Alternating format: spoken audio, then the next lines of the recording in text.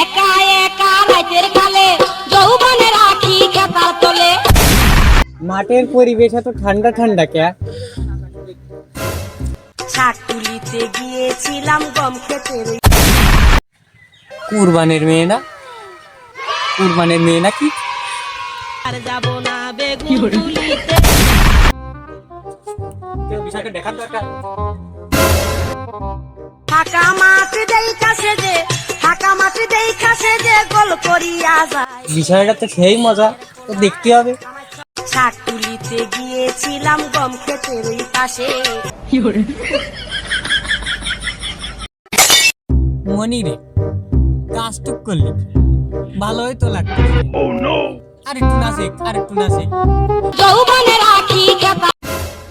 নাসেক নাসেক আমরা ওই আমি মরজি না। শালার মায়ে গেল ওখানে রে, বাড়ি এমনিতে অশান্তি চলতেছে, শালা আজকে পাই ওখানে গেল। মরজি না, ওই আমি মরজি না। একা একা বিষয়টা তো দেখা লাগতেছে।